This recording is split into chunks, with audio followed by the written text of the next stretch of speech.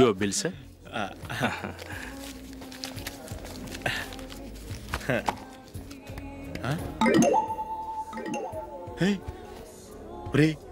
దొరికేసేవరా పరిస్థితి మర్చిపోయాను. అయ్య బాబాయ్ దెబ్బైపోయాను రా.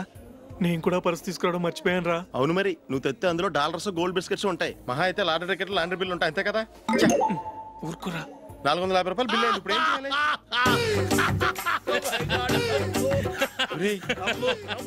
అక్కడికి ఐడియా రా. నమస్తే సార్. సారీ సార్, ఆ రోజు జరిగింది మీరు ఇంకా మర్చిపోలేదు అనుకుంటాను. నేను తప్పు చేసి మిమ్మల్ని ఇరికించాను సార్. దానికి నేను చాలా ఫీల్ అవుతున్నాను సార్. సార్ ఆ రోజు నేను చేసిన తప్పుకి శిక్షగా ఈ రోజు మీ బిల్ నేను పే చేస్తాను సార్. నా బిల్లు పే చేయడానికి నువ్వెవడివి? అమ్మో, నీతో మాట్లాడితేనే డేంజర్. ఏంటి సార్ ఇది? తప్పులు చేయడం మానవ సహజం. తప్పు ఒప్పుకున్నప్పుడు మనసుని ఏ మనిషి అయినా క్షమించాలి సార్. నన్ను క్షమించండి సార్. మీ బిల్ నన్ను పే చేయనివ్వండి సార్ ప్లీజ్ సార్. వద్దు బాబు వద్దు. నేనే ముష్టోడు కాదు, నా దగ్గర డబ్బులున్నాయి. నా బిల్లు నేనే ఇచ్చుకుంటాను. ఒకవేళ డబ్బులు లేకపోతే ఇదే హోటల్లో పిండి రుబ్బుకుంటాను కానీ నీ దగ్గర మాత్రం పైసా తీసుకోను. వెళ్ళు వెళ్ళు. సారీ సార్, నేను వస్తాను సార్. పదరా, మనసున్న మనుషులే లేరు. దొంగ వెతవు. ఇలాంటి వాళ్ళని నమ్మకూడదు. బిల్లు ఇచ్చినట్టు ఇచ్చి ఏదో తిరకాసు పెట్టి మోసం చేస్తారు. ఇలాంటి సమయంలోనే మనం చాలా తెలివిగా వ్యవహరించాలి, తెలిసిందా?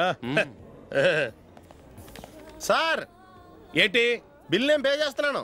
వద్దు, నేను పే చేస్తాను. నువ్వు వెళ్ళు. ఓకే, బిల్ ఆయన ఇస్తారంటండి. ఓకే ఇస్తానండి. వీడు వస్తాడని తెలిస్తే ఇంకో బిర్యానీ తినేవాని కదరా. నేను ఇంటికి పాస్లెట్కి వెళ్ళివ్వండి. పెద్ద పెద్ద మొనగాళ్ళం చూసాం. Bill sir.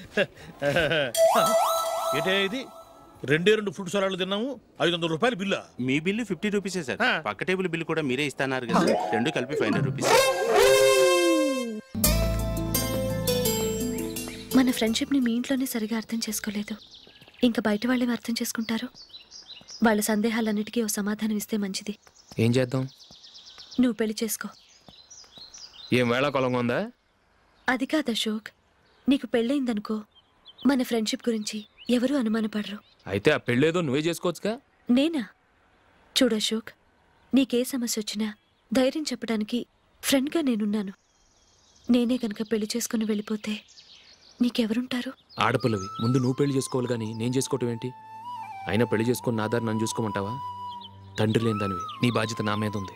సరే, నీ మాట ప్రకారమే నాకు పెళ్లి సంబంధం తెచ్చావనుకో, ఆ వచ్చిన వాళ్ళు నువ్వెవరు అని అడిగితే వాళ్ళకేం సమాధానం చెప్తావు? ఫ్రెండ్ అని చెప్తావా? చెప్తే వాళ్ళు నమ్ముతారా? చూడు అశోక్, నువ్వు పెళ్లి చేసుకుని నాకు సంబంధం చూసావనుకో, అప్పుడు ఎవరికీ ఏది తప్పుగా అనిపించదు. అది కాదు జూలీ. ఇంకేం మాట్లాడుకు. నేను సంతోషంగా ఉండాలంటే ముందు నువ్వు పెళ్లి చేసుకో. సరే, నువ్వు చెప్పినట్టే నేను పెళ్లి చేసుకుంటాను. కానీ వచ్చే అమ్మాయి కూడా మనల్ని అనుమానిస్తే? మంచి మనసుకి ఎప్పుడూ మంచి జరుగుతుంది. నీకు తప్పకుండా మంచి భార్య వస్తుంది. పాజిటివ్గా ఆలోచించు అశోక్. వెళదాం. అది పర్లేదు, కదలచ్చు. కొంచెం జరిగి దగ్గరగా కూర్చోండి. కొంచెం జరుగురా. కొంచెం. ఓకే.